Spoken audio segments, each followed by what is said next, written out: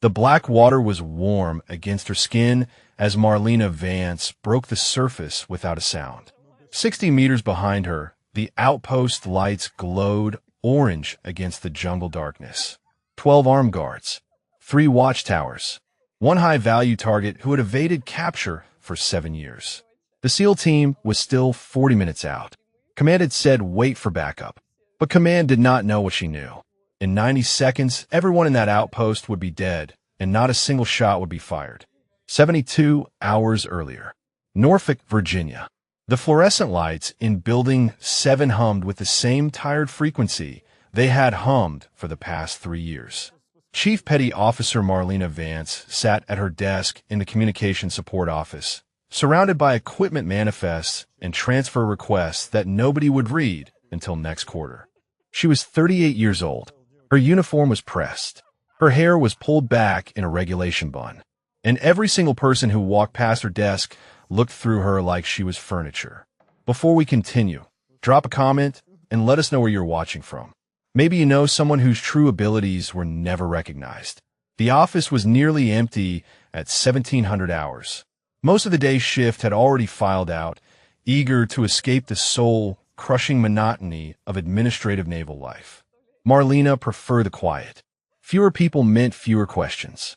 Fewer questions meant fewer lies she had to tell about who she was and what she had done before they assigned her to this beige purgatory. A crash echoed from the hallway. Then laughter, the cruel kind. Marlena's fingers paused over her keyboard. She listened. More laughter. A voice, young and female, saying something too quiet to make out. Then a male voice, loud and mocking. Come on, Boot. Show us what you got. She was on her feet before she made the conscious decision to move. The hallway opened into a small break area where 3 second-class petty officers had cornered a young woman against the vending machines. Petty Officer, second class, Janelle Kim. Marlena recognized her from the morning muster. Fresh from a school, 20 years old. The only woman assigned to the Technical Support Division this rotation. One of the men was holding her cover above his head while the others blocked her path. Janelle's face was red, her jaw tight, trying to maintain composure while they dangled her dignity just out of reach. Just grab it, one of them taunted. What is the matter? Too short. Marlena did not announce herself. She simply walked into the space between the men and the young sailor, her presence so quiet and sudden that the one holding the cover actually flinched. Gentlemen, she said. Her voice was not loud. It did not need to be. There was something in her stillness that made all 3 of them take a half step back without understanding why. Chief, we were just messing around, the tallest one said. His name, Tape Red Donovan. No harm done. Marlena held out her hand. The cover. Now, Donovan hesitated. He outweighed her by 80 pounds. He was 15 years younger. Every instinct in his body was telling him he did not have to listen to this quiet woman from the communications office. But something in her eyes made him place the cover in her palm. Marlena handed it to Janelle without looking away from Donovan. I believe you 3 have somewhere else to be. They left. Not quickly, because that would have been admitting defeat, but they left. Janelle stood frozen against the vending machine, clutching her cover. Thank you, Chief, she whispered. Marlena finally turned to look at her. The hardness in her expression softened just slightly. You did nothing wrong. Remember that. And if it happens again, you come find me. Building 7. Communications support. Janelle nodded. She opened her mouth to say something else, but Marlena was already walking away, disappearing back into the fluorescent maze like she had never been there at all. The base pool closed at 2100, but Marlena had a key. She had a key because she had asked for one 3 years ago, and the recreation officer had given it to her without question. She came here every night, always alone, always after dark. The water was cool and still, reflecting the emergency lights in long ripples as she lowered herself in. She did not swim laps. She did not exercise in any way the Navy would recognize. She simply sank to the bottom of the 12-foot end and sat there in the silence, letting the pressure wrap around her like an old friend. For minutes passed, then 5, then 6. Her lungs did not burn the way normal lungs burned. Her body did not panic the way normal bodies panicked. She had trained it not to. She had spent 2 years in a program that did not exist, teaching it to survive in places where survival was not supposed to be possible. At 7 minutes, she finally rose, broke the surface without gasping, floated on her back, and stared at the ceiling. This was the only place she felt like herself anymore. Her phone buzzed against the tile. She ignored it. It buzzed again and again. She swam to the edge and checked the screen. Blocked number. 3 missed calls in the last minute. On the 4th ring, she answered. The voice on the other end was older now, rougher, but unmistakable. A voice she had not heard in 5 years. A voice that belonged to the woman who had built her into what she was and then watched the world tear it all down. Marlena, it is Catherine Cross. I am dying, and I need you to do one last thing that does not exist. The house sat at the end of a quiet street in Virginia Beach, a modest colonial that gave no indication of the woman who lived inside. Marlena parked her car and sat for a moment, hands still on the wheel. She had not seen Catherine Cross in 5 years, had not spoken to her since the day they shut everything down and told them both to forget. The front door opened before she reached the porch. A home health aide in blue scrubs nodded at her and stepped aside. Admiral Cross is in the study. She insisted on getting dressed for your visit. It took her 40 minutes. The study smelled like old books and medication. Catherine Cross sat in a leather chair by the window, wrapped in a navy cardigan despite the warmth. She had been a tall woman once, broad-shouldered and commanding. Now, she looked like someone had let the air out of her. Her skin was papery thin. Her eyes, though, her eyes were exactly the same, sharp and calculating and missing nothing. You look good, Marlena, she said. Soft living agrees with you. Marlena took the chair across from her. You look like death. Cross laughed, which turned into a cough, which turned into a grimace. Pancreatic cancer. 3 months ago, they said I had 6 months. Now they say I have weeks. Apparently, I was never very good at following timelines. Why am I here, Admiral? Cross studied her for a long moment. Because there's a man named Alexei Voronov who has been running a terrorist financing network for the past 12 years. He funds attacks across 3 continents. Bombings, assassinations, chemical weapons procurement. The intelligence community has been hunting him for a decade. Marlena waited. 6 weeks ago, we finally found him. A compound in the Philippine jungle, on a river inlet about 40 miles from any major population center. Remote, heavily fortified, and impossible to approach without detection. If the intelligence community found him, they will send a team. They have sent 3 teams, Cross said. Navy SEALs, Delta, even a joint task force with Philippines Special Operations. Every single one was detected before they got within half a mile.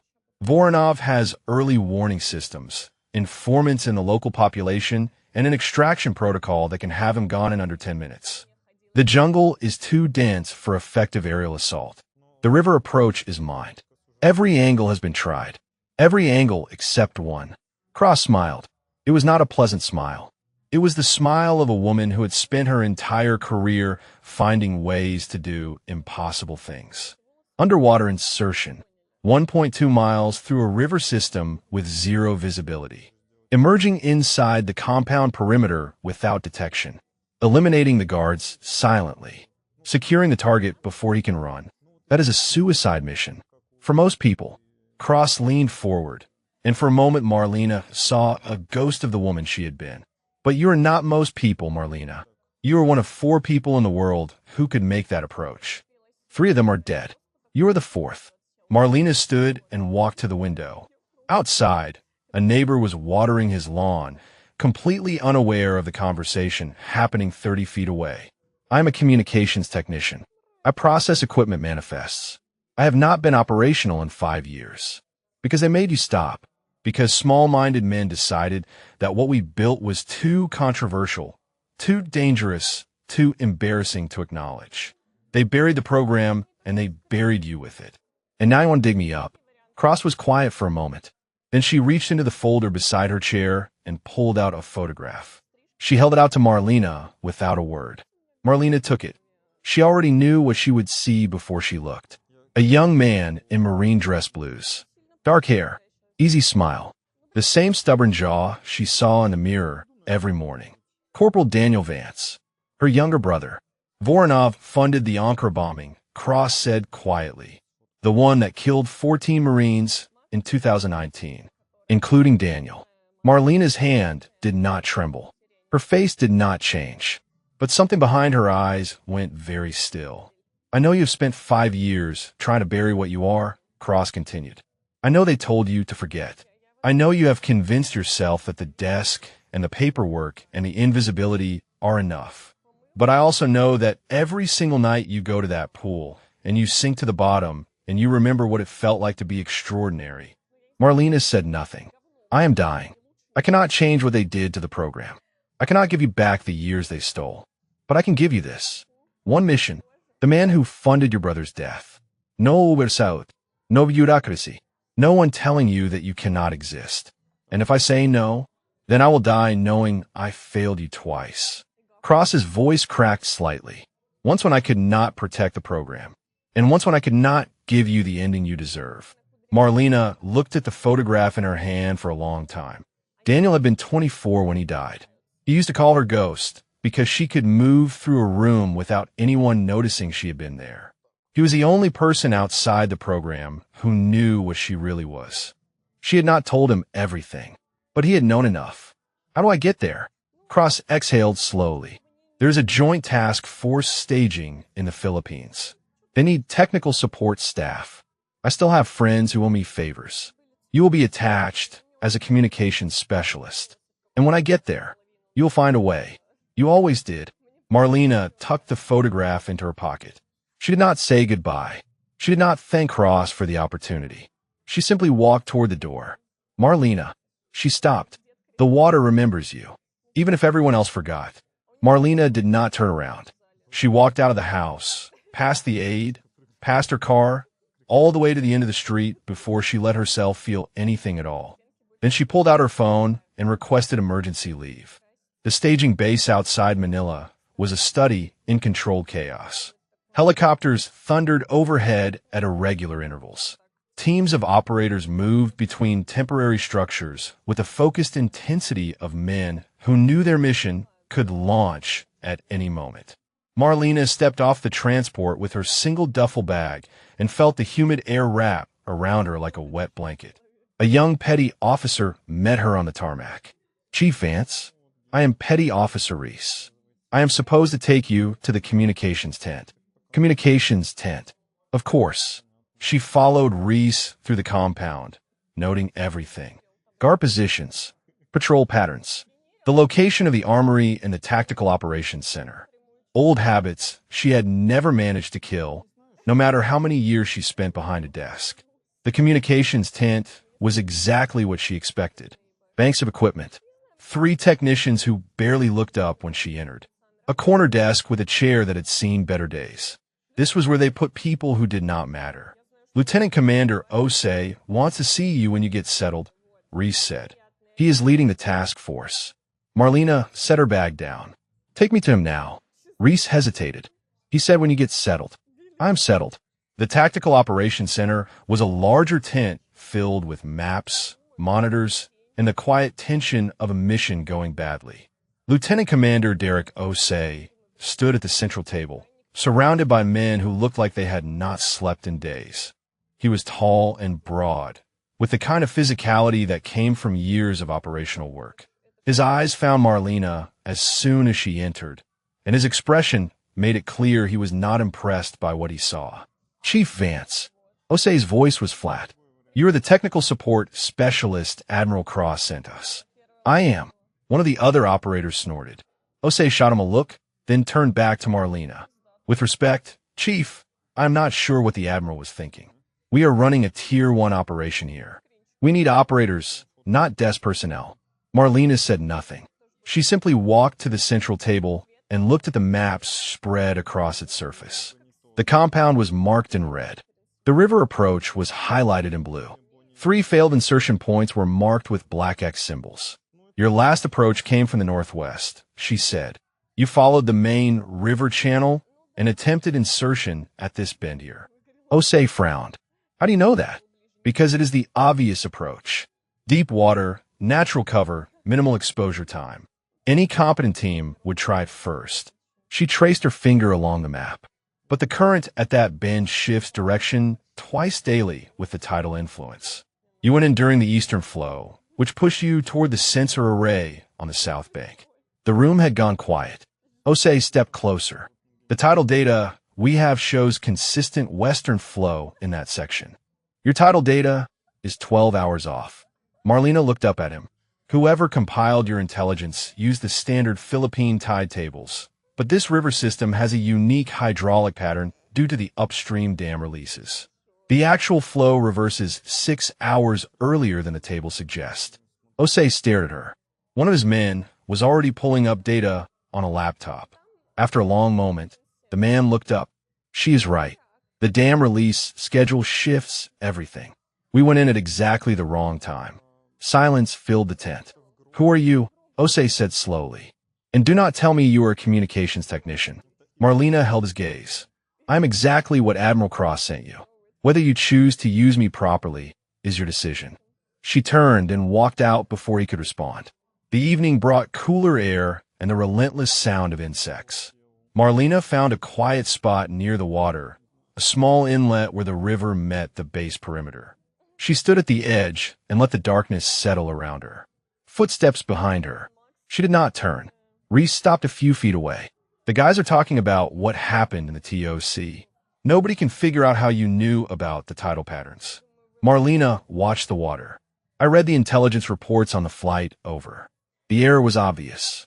Obvious to who? Reese moved closer. I have been on 3 deployments. I have never seen anyone break down an operational failure like that in 30 seconds. Then you've been working with the wrong people. Reese was quiet for a moment. Can I ask you something? You just did.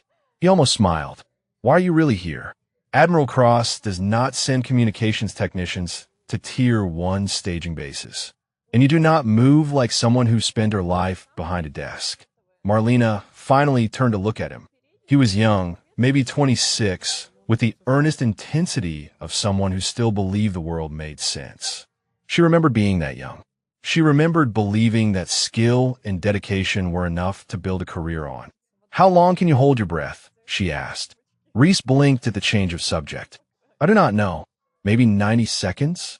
2 minutes if I really push it. Marlena nodded slowly.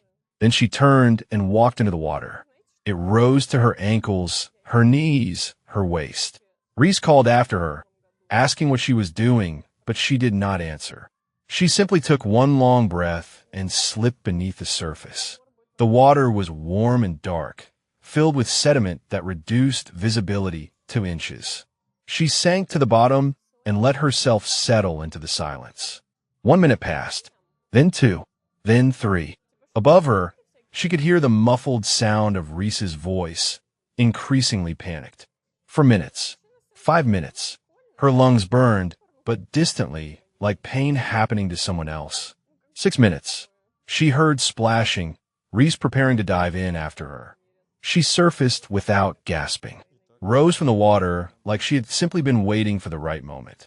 Reese stood knee-deep in the river, his face pale. What the hell was that? Marlena waded past him toward the shore. Long enough, she said.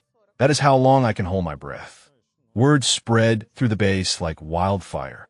By morning, every operator on the task force had heard some version of the story. The communications technician who had corrected their intelligence. The quiet woman who had walked into the river and stayed under for 6 minutes without coming up for air. Marlena ignored the stares. She had spent 5 years being invisible. Being watched was just another kind of camouflage. Osei found her in the communications tent shortly after dawn.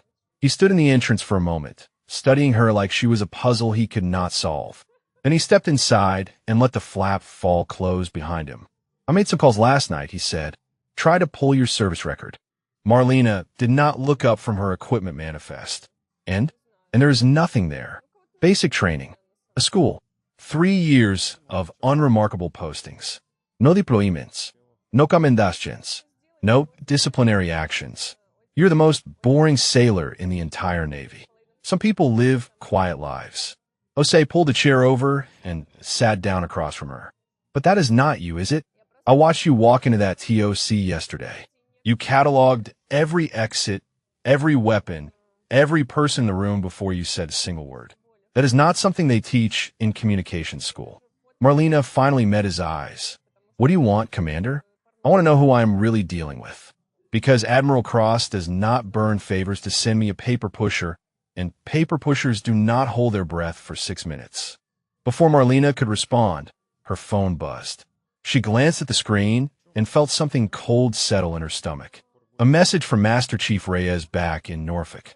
Harlan is asking questions. Filed an inquiry about your emergency leave. Watch your back. Commander Victor Harlan. The name alone was enough to tighten her jaw. Problem? Osei asked. Marlena pocketed her phone. Nothing I cannot handle. But she knew that was not true. Harlan had been waiting 5 years for an opportunity to destroy her. Now she had given him one. The memory came unbidden. A training pool in an underground facility that officially did not exist. 12 women treading water while evaluators watched from above. Harlan had been one of them, a lieutenant commander at the time, assigned to assess whether the program was worth continued funding. He had failed her on a technicality. Said her psychological profile showed instability. Said she was a risk. The real reason was simpler. She had outperformed his own SEAL qualification scores in every underwater metric. He could not stand being shown up by a woman in a program he did not believe should exist. She had appealed. She had won. And Harlan had never forgiven her. Now he sat in Norfolk with the power to end her career, and she was halfway around the world trying to complete a mission that would never officially happen. The day passed in tense preparation. The task force was planning another insertion attempt, but the mood was grim. 3 failures had shaken their confidence. Voronov's early warning systems seemed impenetrable. Marlena spent the afternoon studying the river maps, tracing routes that no one else would consider. The main channels were too exposed. The tributaries were too shallow. But there, in the sediment data, she found something interesting. An old drainage system from a colonial-era plantation. Mostly collapsed, but with sections still intact. It ran within 200 meters of the compound's eastern perimeter. She was still studying the maps when Reese appeared at her side.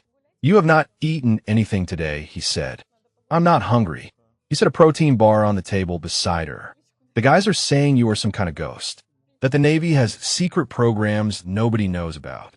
Marlena almost smiled. "The Navy has a lot of things nobody knows about. Is that what you are? Some kind of secret weapon they kept hidden?"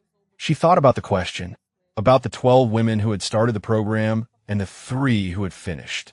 About the missions that had never been recorded and the bodies that had never been recovered. About 2 years of training that had pushed her past every limit she thought she had. "I'm just a communications technician," she said. "Remember?" Reese shook his head.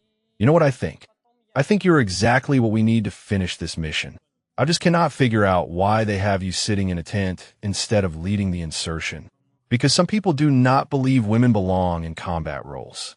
Because acknowledging what I can do would mean admitting the program existed. Because it is easier to bury us than explain us." She did not say any of that. She just looked at the map and traced the drainage route with her finger. That night, another message from Norfolk. Harlan had escalated his inquiry. He was citing her absence during a critical equipment audit, claiming she had shown signs of psychological instability before her departure, requesting authorization to flag her for immediate recall.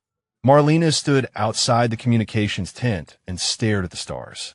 Somewhere out there, Voronov was sleeping peacefully in his compound, protected by sensors and guards and the certainty that no one could reach him.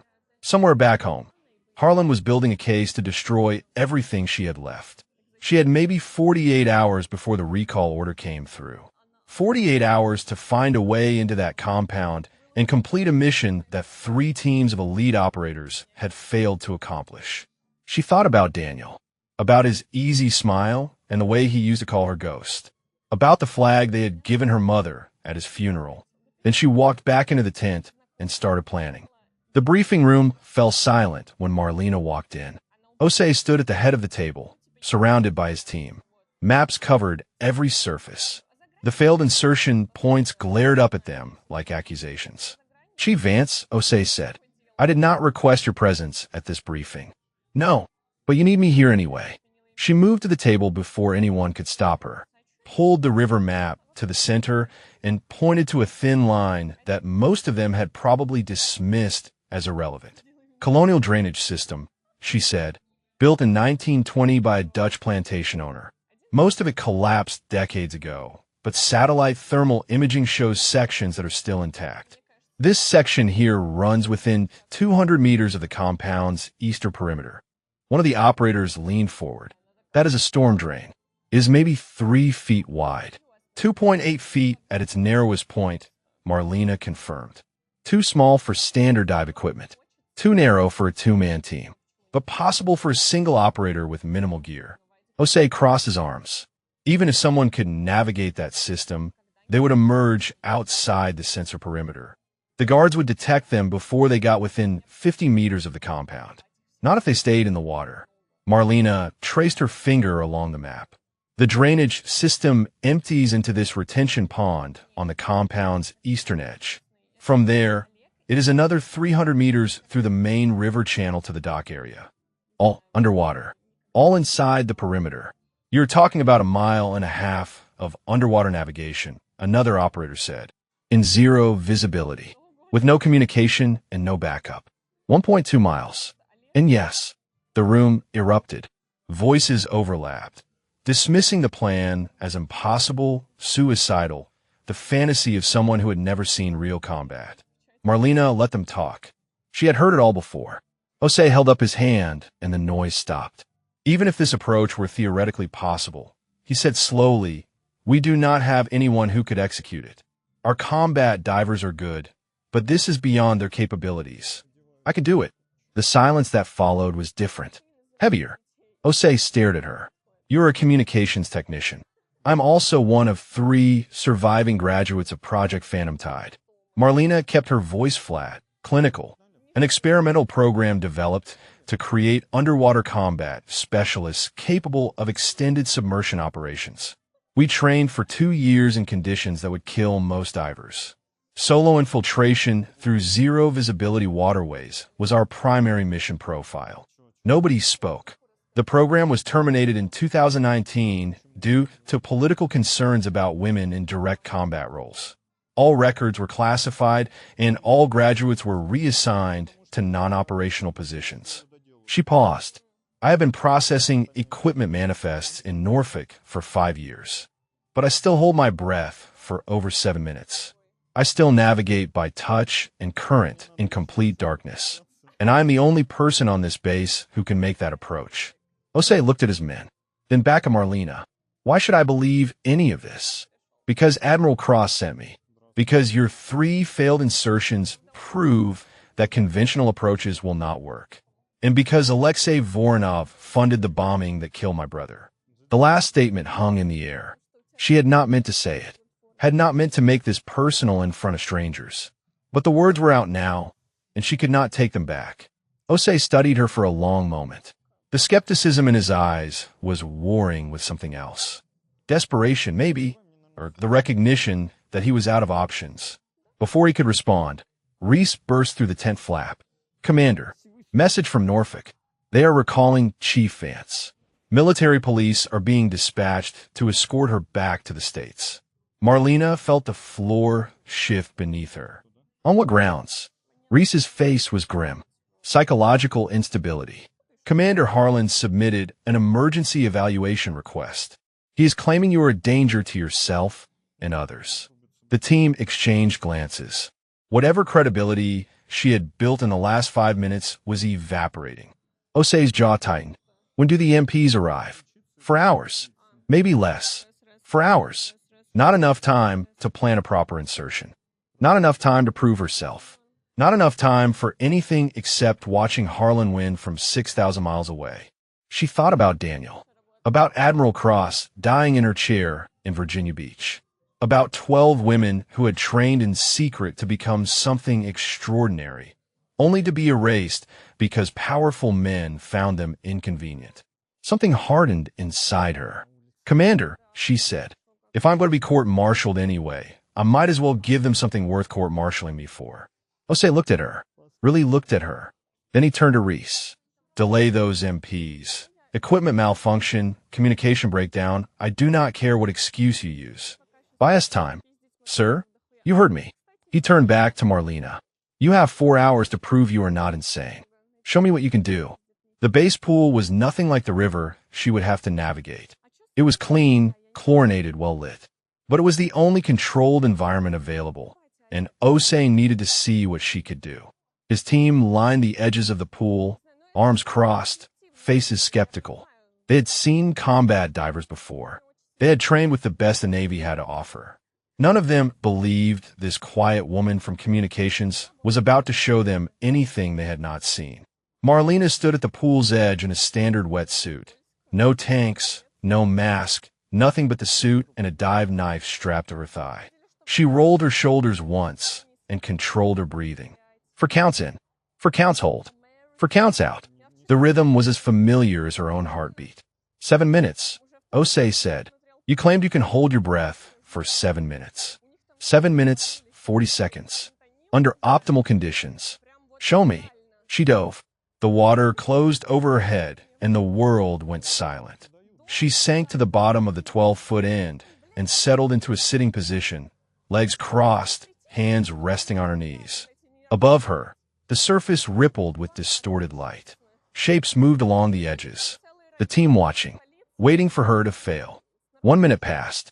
Her heart rate slowed to 42 beats per minute. A normal person's would be racing by now, burning through oxygen, triggering the panic response that made drowning such a terrible way to die. But Marlena's body had been trained to ignore those signals, to treat the burning in her lungs as information rather than emergency. 2 minutes. 3.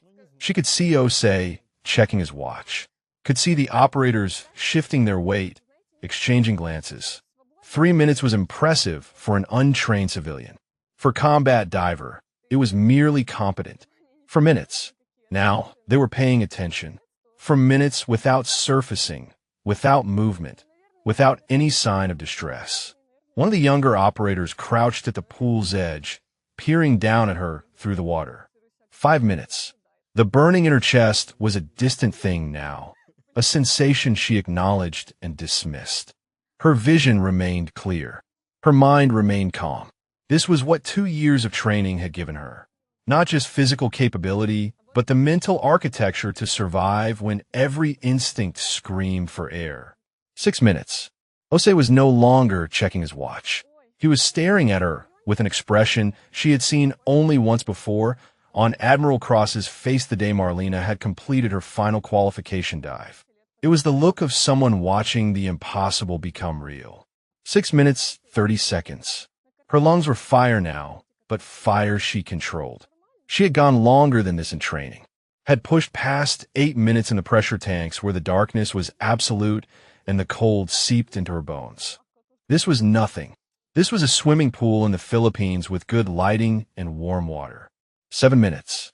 She rose slowly, deliberately, pushing off the bottom and ascending without urgency. She broke the surface at 7 minutes and 12 seconds and took her first breath without gasping, without desperation, just a long, slow inhale like she had merely been waiting for the right moment. The pool deck was silent. Osei walked to the edge and looked down at her. What else can you do? Over the next 2 hours, she showed them. Navigation in blackout conditions, the pool lights killed, moving from end to end using only touch and spatial memory. Silent swimming techniques that left no wake, no ripple, no sign of her passage. Close quarters combat adapted for underwater engagement. Movements that were slow and deliberate above the surface, but devastating below it. She showed them how to kill a man without making sound. How to disable a sentry before he could reach his radio. How to move through water like it was her natural element. Because after 2 years of Phantom Tide training, it was... When she finally climbed out of the pool, the skepticism was gone from their faces. In its place was something that looked almost like fear. Osei handed her a towel. I need to know everything about this program. Everything about your training. Everything about why they shut it down. Marlena dried her face. They shut it down because of men like Commander Harlan. Men who could not accept that women might be better suited for certain operations than they were. She met his eyes. Phantom-tied, recruited specifically for traits that occur more frequently in women. Lung capacity relative to body mass. Thermoregulation efficiency. Pain tolerance. The ability to remain calm under extreme physiological stress. We were not diversity hires. We were the optimal candidates for a specific mission profile. And Harlan? Harlan was on the evaluation committee. He failed me on a psychological assessment because my performance made his own SEAL washout look worse by comparison. I appealed. I won. The program continued for another year before political pressure shut it down entirely. She paused. He's been waiting 5 years for a chance to bury me. This mission is that chance. Osei was quiet for a long moment. Then he turned to his team. I need options for delaying those MPs. And I need a full mission brief ready in 2 hours. He looked back at Marlena. If we are going to do this, we're going to do it right. The mission brief was held in a supply tent at the far edge of the base, away from prying eyes and official channels. Osei had handpicked 6 operators he trusted to keep their mouths shut. Reese stood by the entrance, watching for any sign of the military police. Marlena spread the maps across a folding table and walked them through every meter of the approach. The drainage system entrance was 2 miles upriver from the compound. She would enter at dusk when the light was failing and visibility in the water was at its worst. The first 800 meters were relatively straightforward, following the main river channel before diverting into the colonial drainage system. This section is the most dangerous, she said, pointing to a narrow stretch on the map. The tunnel is partially collapsed. I will have to navigate by touch, moving debris as I go. If I get stuck, there's no way to call for help and no room to turn around. One of the operators shook his head. You're talking about crawling through an underwater tomb. I have done worse. She continued the brief. After clearing the drainage system, she would emerge into the retention pond inside the compound perimeter. From there, 300 meters of open water to the dock area. The guards rotated on predictable schedules. She would have a 4-minute window to exit the water, neutralize the dock sentries, and move into the compound interior. And then, Osei asked, and then I find Voronov. Marlena's voice was flat. The intelligence says he sleeps in the main building, 2nd floor, northeast corner. I will confirm his location, eliminate any guards between me and the target, and complete the objective. Eliminate. Osei studied her. You mean kill. I mean what I said. The room was quiet. These men had all killed before. They understood the weight of it, the way it changed you. But there was something in Marlena's voice that went beyond professional detachment. Something cold and patient and very, very old. What about extraction? Reese asked. Marlena looked at him. If everything goes well, I will signal from the compound and your team can move in to secure the site. If things go badly, you will not need to extract anyone. That is not acceptable, Osei said. I am not sending you in without an extraction plan. You are not sending me anywhere, Commander. I am going because this is what I was built to do. Your job is to be ready when I am finished. Before Osei could argue, his radio crackled. The MPs had landed. They were on base, asking questions, demanding to know where Chief Vance was being held. Time was up. Marlena gathered the maps and handed them to Reese. Memorize these and then destroy them. I leave in 30 minutes. The next half hour was a blur of preparation. Wet suit, black and unmarked, designed to absorb light rather than reflect it. Dive knife with a ceramic blade that would not trigger metal detectors. A waterproof sleeve containing a small camera for target confirmation and a single cyanide capsule in case capture became imminent. She did not plan to use the capsule, but she was not naive enough to go without it. Osei found her at the water's edge as the sun began its descent toward the jungle canopy. The river stretched before them, brown and slow and deceptively peaceful. I looked up the Anchor bombing, he said quietly. 14 Marines. Your brother was the youngest. Marlena did not respond. This is not just a mission for you. This is personal. She finally turned to look at him. Every mission is personal for someone, Commander. That does not make it less necessary. Ose was quiet for a moment. When this is over, assuming we both survive, I'm going to recommend you for reinstatement to operational status. What they did to you, burying you in that office, it was wrong. It was 5 years ago. It does not matter anymore. It matters to me. He extended his hand. Come back alive, Chief. That is an order. She shook his hand once, firmly. Then she turned and waded into the water without looking back. The river was warm and murky, exactly as she remembered from the intelligence reports. She moved along the bank until she was chest deep, then paused to center herself. For counts in, for counts hold, for counts out. The breathing rhythm that had carried her through 2 years of training and a dozen missions that did not exist. Behind her, she could hear the distant sound of vehicles. The MPs searching the base, looking for a ghost they would never find. She thought about Admiral Cross, dying in her leather chair, asking for one last impossible thing. She thought about Daniel, 24 years old forever, buried in Arlington with a flag and a lie about how he died.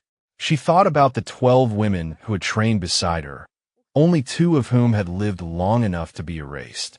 Then she filled her lungs with air, slipped beneath the surface, and disappeared into the darkness. The black water closed over her head like a door swinging shut. The world above ceased to exist. There was only the current, the pressure, and the mission waiting at the other end. 1.2 miles to target. No communication. No backup. No margin for error. She began to swim. The first 800 meters were almost peaceful. Marlena moved through the main river channel with long, efficient strokes, conserving oxygen, letting the current do most of the work. The water was warm and thick with sediment, visibility reduced to inches. She navigated by feel, by the pressure changes against her skin, by the internal compass she had spent 2 years calibrating in darker waters than this. She surfaced once at the 400-meter mark, in a pocket of air beneath an overhanging root system. 3 breaths, slow and controlled, then back under. The entrance to the drainage system appeared as a darker shadow against the already dark water. A concrete mouth half-choked with debris and river vegetation. She paused at the threshold, letting her fingers trace the edges. The intelligence had estimated 2.8 feet at the narrowest point. Her shoulders were 17 inches across. It would be tight but possible. She entered the tunnel. The darkness inside was absolute. Not the dim murk of the river, but true blackness, the kind that pressed against your eyes and made your brain invent shapes to fill the void. She moved forward on her stomach, pulling herself along the bottom of the pipe, feeling for obstructions before they could trap her. The first collapse came at the 200-meter mark. A section of pipe had buckled inward, reducing the passage to less than 2 feet. She had to exhale completely, compressing her chest to squeeze through. The concrete scraped against her back. For a moment she was stuck, wedged in the darkness with no room to move forward or back. She did not panic. Panic was a luxury she had trained out of herself years ago. Instead, she went limp, letting her body find the path of least resistance, inching forward millimeter by millimeter until the passage widened again. Her lungs were burning now. She had been under for nearly 4 minutes. The first air pocket should be close. She found it at the 250-meter mark, a section where the pipe had cracked and an air bubble had formed against the ceiling. She pressed her face into the pocket and took 3 careful breaths. The air was stale and tasted like rust, but it was oxygen, and that was all that mattered. 3 more breaths, then back under. The next section was worse. The colonial engineers had built the drainage system to handle plantation runoff, not to last a century. Roots had penetrated the concrete in dozens of places, creating a maze of organic obstacles. She moved through them by touch, her fingers reading the environment like braille. At the 400-meter mark, she found the body. It was wedged against a collapsed section, wrapped in chains that had rusted into the bones. A man, based on the size of the skull. Dead for years, maybe decades. Someone Voronov had killed and dumped, letting the drainage system become a tomb. Marlena paused. In the absolute darkness, She could not see the remains, but she could feel them. The chains, the bones, the weight of a life ended and discarded like garbage. She thought about Daniel, about whether anyone had held his body after the bomb, about whether he had been afraid. Then she pushed past the corpse and kept moving. The tunnel began to ascend at the 600-meter mark. The water grew shallower, the air pockets more frequent. She was approaching the retention pond, approaching the compound, approaching the point of no return. Her final air stop was in a section where the pipe had completely collapsed, creating a small underground chamber. She surfaced in darkness, so complete it felt solid. The silence was absolute. No sound from above, no indication of what waited beyond the final stretch of tunnel. She floated in the blackness and let herself rest for 30 seconds. Her muscles ached. Her lungs felt scraped raw from the stale air. She had been in the water for over 40 minutes, navigating by touch through a passage that would have killed most divers in the first 100 meters. But she was close now. So close. She thought about Admiral Cross, about the look on her face when she had asked for this one last mission, about the woman who had built her into a weapon and then watched the world decide that weapons like her should not exist. She thought about Harlan back in Norfolk, so certain he had one, so certain she would come back in handcuffs and disgrace.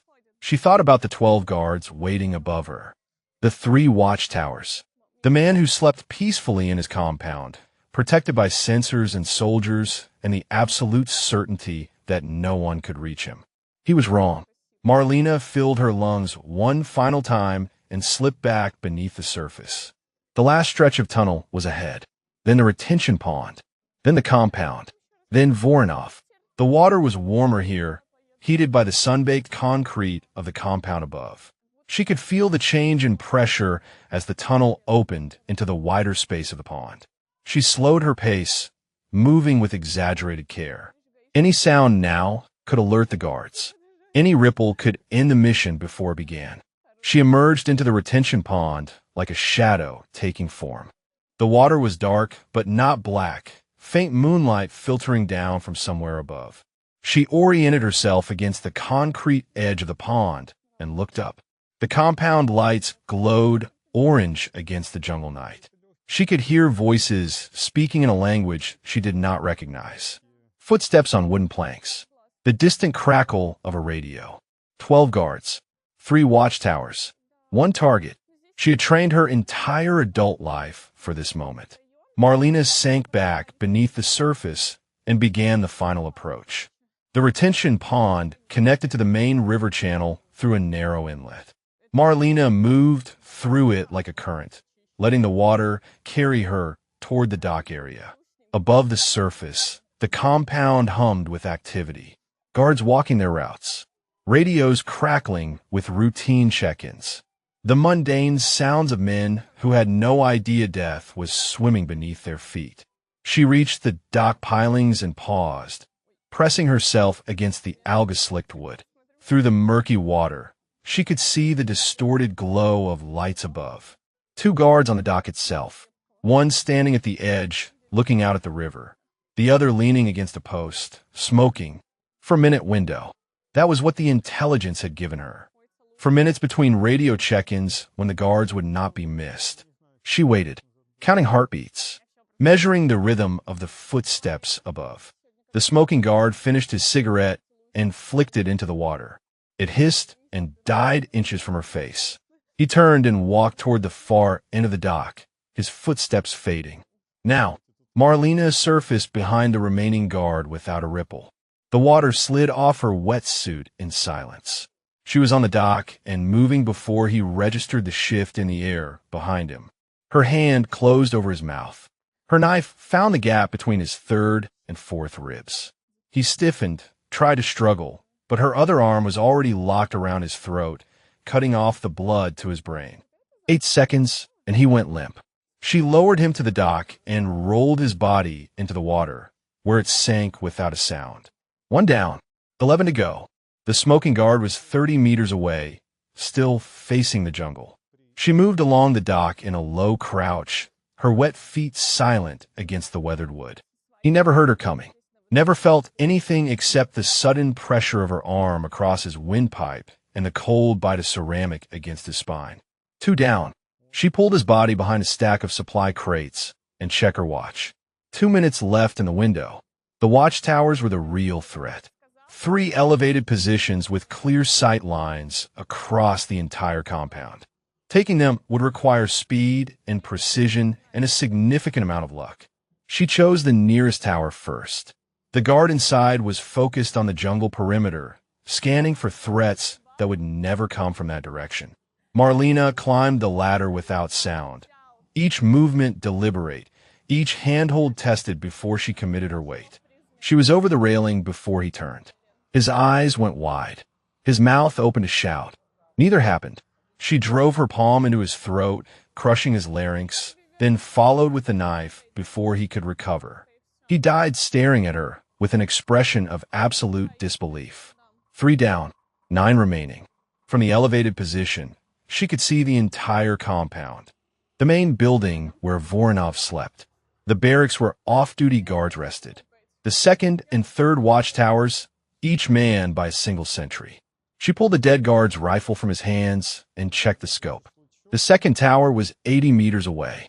The guard inside was drinking from a canteen, his weapon propped against the railing. Marlena did not use the rifle. A gunshot would end the mission instantly. Instead, she climbed down from the tower and moved through the shadows between buildings, circling toward her next target. The compound was poorly designed for internal security. Voronov had focused all his defenses on detecting external threats, never imagining that someone might already be inside. The guards walked their routes with the bored confidence of men who had never been tested. She tested them. The fourth guard died behind the generator's shed. His throat opened before he could reach his radio. The fifth was relieving himself against a wall when she found him. The sixth and seventh were talking near the barracks entrance, so focused on their conversation that they never noticed a shadow moving behind them. By the time she reached the second watchtower, 8 guards were dead, and the compound remained silent. The sentry in the second tower almost saw her. He turned at the wrong moment, some instinct warning him that something was wrong. But instinct was too slow. She was already inside the tower, already moving, already ending him before the warning could become action. 9 down. The third tower was across the compound, near the main building. 2 guards patrolled the area between her position and the target. She would have to go through them to reach Voronov. She dropped from the tower and melted into the darkness. The patrol guards walked in a predictable pattern, circling the main building every 6 minutes. She intercepted them at the northeast corner, where the shadows were deepest and the sight lines from the remaining tower were blocked by a storage structure. The first guard saw her for half a second before she killed him. The second managed to get his hand on his radio before her knife found his throat. The radio clattered to the ground, but no sound escaped his lips. 11 down. 1 tower remaining. The final watchtower guard had noticed something was wrong. He was scanning the compound with increased alertness, his rifle raised, his radio in hand. Marlena did not give him time to use it. She covered the distance in seconds, scaling the tower with brutal efficiency, reaching him just as his finger touched the transmit button. The knife went through his wrist. The radio fell. She finished him before he could scream. 12 down. The compound was silent. She stood in the watchtower and looked at the main building. Second floor, northeast corner. Voronov was waiting, protected by nothing but walls and the illusion of safety. Marlena climbed down and walked toward the door. The main building was colonial architecture corrupted by modern security. Reinforced doors, barred windows, camera systems that would have been impressive if anyone had been alive to monitor them. Marlena entered through a service entrance on the ground floor. The lock was electronic, but the backup was mechanical, and mechanical locks had never been a problem for her. 30 seconds with a tension wrench, and she was inside. The ground floor was administrative. Desks covered in paperwork. Computer terminals dark and silent. She moved through the space without disturbing anything. Her wet footprints the only evidence of her passage. The stairs to the second floor were at the center of the building. She climbed them slowly, testing each step for creaks, keeping her weight distributed and her breathing controlled. At the top, a hallway stretched in both directions. Northeast corner. That was where the intelligence said Voronov would be. 2 more guards. She had miscounted. They stood at the end of the hallway, flanking a heavy wooden door. Professional. Alert. Watching the corridor with the focus of men who knew their principal's life depended on their vigilance. Marlena pressed herself into a doorway and considered her options. The hallway was too long for a silent approach. The guards were too far apart to take simultaneously. Any noise would give Voronov time to escape or arm himself.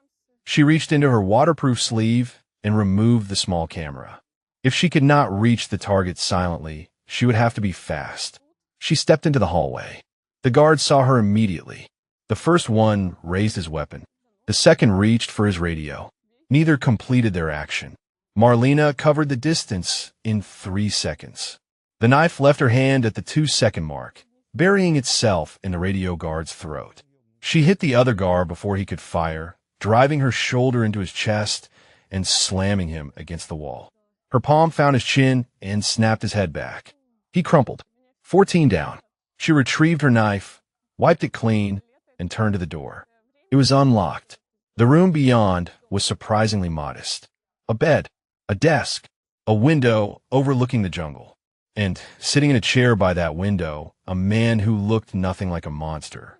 Alexei Voronov was in his 60s, thin and gray, with the kind of face that would disappear in a crowd. He wore reading glasses and held a book in his hands. When Marlena entered, he looked up with an expression of mild curiosity, as if she were a hotel employee arriving with unexpected room service. "You are quieter than the others," he said. His English was accented but precise. "The seals made so much noise I had time for coffee before my men dealt with them. Your men are dead." Voronov nodded slowly. He set the book aside and removed his glasses.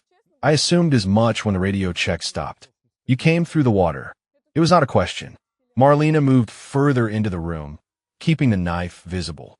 The drainage system, 1.2 miles. Impressive. He studied her with unsettling calm. "They told me that approach was impossible. Too narrow, too long. No one could survive it. I survived it. So you did." He tilted his head. "You are not military. Not in the traditional sense. Something else. Something they do not talk about." Marlena did not respond. She was waiting for him to move, to reach for a weapon, to give her a reason to end this quickly. Instead, he smiled. "You want to know why I'm not afraid?" he said. "It is because I have been expecting this moment for a very long time. Not you specifically, but someone like you. Someone who could reach me when no one else could." He gestured at the room around him. "I have spent 12 years funding operations that killed thousands of people. Americans, Europeans, Africans, Asians. I'm not a fool. I know how stories like mine end." Marlena thought about Daniel, about his easy smile and the way he used to laugh at her jokes even when they were not funny, about the flag they had given her mother and the empty chair at every family gathering since. "You funded the Ankara bombing," she said. 14 Marines. Voronov considered this. "I have funded many bombings. One learns not to keep count. One of them was my brother." For the first time, something flickered across his face. Not fear, not remorse, something closer to recognition. "Ah," he said quietly. "So this is personal. Every mission is personal for someone." He nodded slowly. Then he reached toward the desk beside him. Marlena tensed, but he only picked up a photograph. A young woman with dark hair and serious eyes. "My daughter," he said. "She died in a drone strike in 2015. The Americans called it collateral damage." He set the photograph down. "I am not telling you this to earn sympathy. I am telling you because I want you to understand. There is no such thing as clean war. No such thing as justified killing. There is only violence and the stories we tell ourselves to sleep at night." Marlena crossed the room in 2 steps. She pressed the knife against his throat hard enough to draw a thin line of blood. "I do not need stories," she said. "I need you dead." Voronov met her eyes without flinching. "Then do it. I will not beg. I will not bargain. I have made my peace with what I am." She thought about taking him alive, about the intelligence value he represented, about the networks that might continue operating without his testimony. Then she thought about Daniel, about Admiral Cross dying in Virginia, about 5 years of invisibility and silence, and waiting for a moment that almost never came. The knife moved once, quick and clean. Voronov slumped in his chair, his eyes still open, still calm, still looking at something she could not see. Marlena stood over him for a long moment. Then she raised the camera and photographed his face.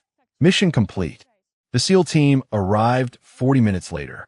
Marlena heard the helicopters before she saw them, the rhythmic thump of rotors cutting through the jungle night. She was sitting on the dock when they landed, her wetsuit still damp, her knife cleaned and sheathed. Osei was the first one through the compound gates. He swept the area with his weapon raised, then stopped when he saw the bodies. The dock guards floating in the shallows. The patrol guards crumpled in the shadows. The watchtower silent and dark. He lowered his weapon and walked toward her. All of them, he asked. All of them. And Voronov? Second floor. Northeast corner. She did not look at him. I have photographs for confirmation. Osei stood beside her for a long moment, staring at the compound she had single-handedly neutralized. His men were moving through the buildings now, securing the site, cataloging the dead. None of them spoke above a whisper. The silence felt earned. The MPs are still waiting at the staging base. Osei said finally. Harlan has been calling every hour demanding updates on your detention. What did you tell him? That we were experiencing communication difficulties. He almost smiled. Very persistent difficulties. Marlena finally looked at him. What happens now? Now we document everything. Voronov's network, his contacts, his financial records. This compound is an intelligence goldmine. His expression hardened. And then we deal with Harlan. The flight back to the staging base took 2 hours. Marlena spent most of it staring out the window at the darkness below. The adrenaline had faded, leaving behind a hollow exhaustion that went deeper than muscle and bone. She had done what she came to do. Voronov was dead. Daniel was avenged. It did not feel like she thought it would. The MPs were waiting on the tarmac when the helicopter landed. 2 uniformed officers with hard faces and handcuffs ready. Behind them stood Commander Harlan himself, his dress uniform crisp despite the humidity, his expression radiating satisfaction. Chief Petty Officer Vance, he called out as she stepped off the aircraft. You are under arrest for dereliction of duty, failure to comply with a lawful order, and psychological instability rendering you unfit for service. Marlena did not respond. She simply walked toward him, flanked by Osei and 2 of his operators. Harlan's smile widened. I warned them about you, told them you were unstable. That program turned you into something broken and dangerous. Now everyone will see what I have known for 5 years. Commander Harlan, Osei's voice cut through the night air. I need you to step back. This does not concern you, Lieutenant Commander. This woman is a threat to herself and others. She abandoned her post during a psychological episode, and I have every intention of seeing her court-martialed. Osei reached into his tactical vest and pulled out a satellite phone. Then you should probably take this call first. Harlan frowned. What call? The phone rang. Osei held it out. After a long moment, Harlan took it and pressed it to his ear. His face went pale within seconds. Marlena did not know who was on the other end. She did not need to. She could see the effect in the way Harlan's shoulders stiffened, the way his jaw clenched, the way his hand began to tremble. Yes, sir, he said finally. I understand, sir. No, sir. I was not aware of the operational context. Yes, sir. Immediately, sir. He handed the phone back to Osei without looking at it. Is there a problem, Commander? Osei asked. Harlan's voice was barely a whisper. The arrest is canceled. Chief Vance is to be given full operational clearance pending debriefing. His eyes found Marlena's, and the hatred in them was bottomless. This is not over. Actually, it is. A new voice. Master Chief Reyes emerged from the shadows near the hangar, holding a tablet computer. I've been doing some research while you were gone, Commander. Fascinating reading. Your evaluation of Chief Vance during Project Phantom Tide. Your recommendation to terminate the program. your subsequent request to have all graduates reassigned to non-operational billets. That information is classified. It was classified. Reyes handed him the tablet. Admiral Cross declassified it 6 hours ago. Her final act before entering hospice. Every evaluation, every recommendation, every lie you told to bury that program and everyone in it. Harlan stared at the screen. His face cycled through denial, anger, and finally something that looked like fear. The Admiral also included a personal statement. Reyes continued, detailing your vendetta against Chief Vance specifically, your falsified psychological assessments, your abuse of authority to suppress her career. He paused. That statement has already been forwarded to the Inspector General and the Chief of Naval Personnel. The MPs exchanged glances. One of them quietly removed his handcuffs from his belt and stepped back. Harlan looked at Marlena. His mouth opened and closed. 4 or 5 years, he had been the one with power. The one who decided her fate. The one who could make her invisible with a single negative evaluation. Now he was the one who had nowhere to hide. You should go, Commander, Osei said. I imagine you have some difficult conversations ahead. Harlan turned and walked away. His shoulders were slumped. His steps were unsteady. He had not looked back. Marlena watched him go. She felt nothing. No triumph. No satisfaction. Just the quiet certainty that one chapter of her life had finally closed. 6 months later, the training facility did not exist on any official map. It sat on a remote stretch of coastline in North Carolina, surrounded by restricted airspace and guarded by personnel who would never confer its purpose. The buildings were unmarked. The vehicles were unmarked. Even the uniforms were unmarked. But the women who trained there knew exactly what they were becoming. Marlena stood at the edge of the pool and watched 12 recruits tread water. They had been in there for 40 minutes. Their muscles were screaming. Their lungs were burning. 3 of them were crying, though the water hid their tears. None of them had quit. 5 more minutes, she called out. Then we moved to breath holds. A collective groan rose from the water. Marlena allowed herself the smallest smile. She had been running the reactivated Project Phantom Tide for 4 months now. The Navy had given her full operational authority after the Voronov mission, along with a promotion to senior chief and a classified commendation that would never appear in her official record. More importantly, they had given her the resources to rebuild what had been destroyed. The new recruits were younger than she had been, stronger in some ways, weaker in others.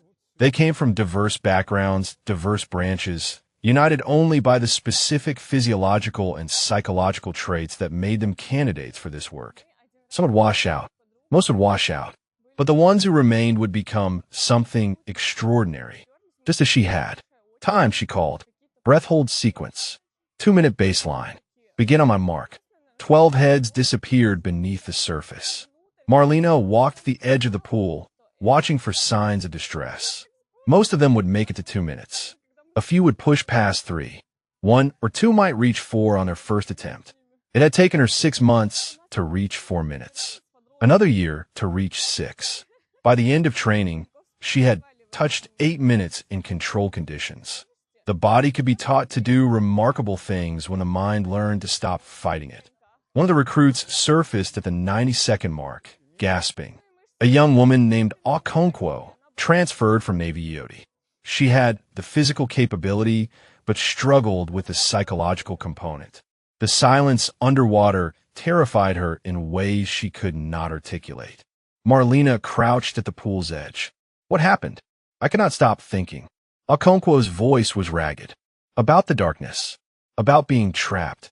Marlena nodded. She remembered that fear. Remembered the moment in training when she had learned to make peace with it. The darkness is not your enemy, she said. It is your home. When you are in the water, in the black, nothing can find you. Nothing can hurt you. You are invisible. You are untouchable. The darkness is where you become powerful. Okonkwo stared at her. How do I believe that? You do not believe it. You practice it. Every day. Every dive. Until your body knows it, even when your mind forgets.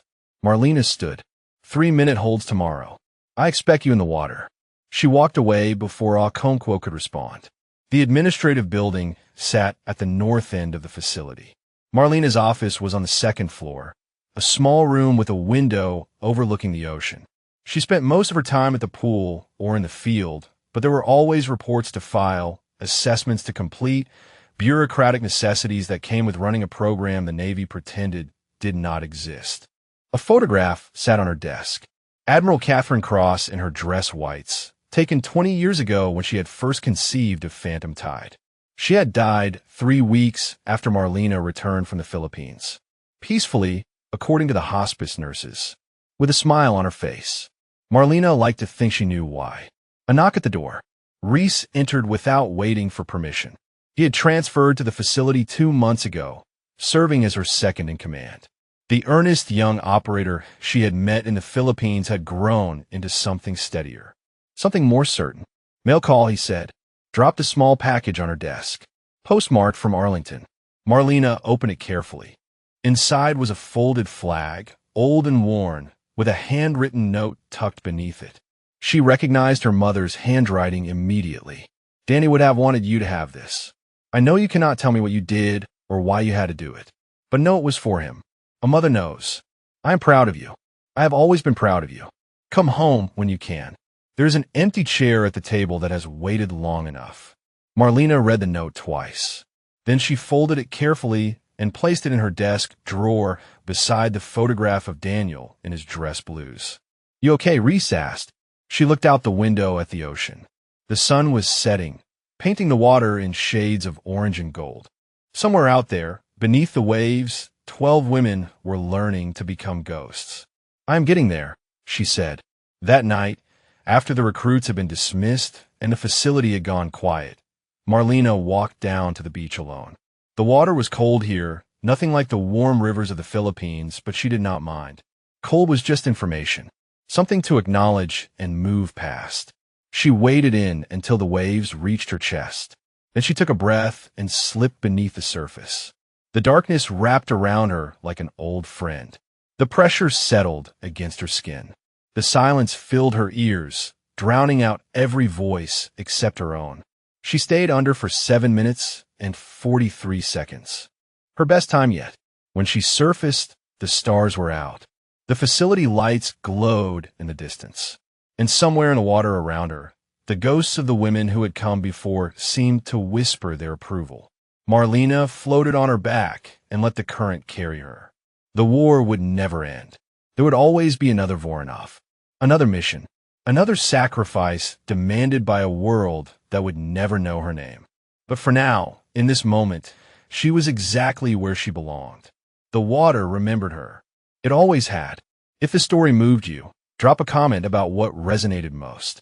Marlena's journey, her sacrifices, or someone you know who was underestimated until they proved everyone wrong.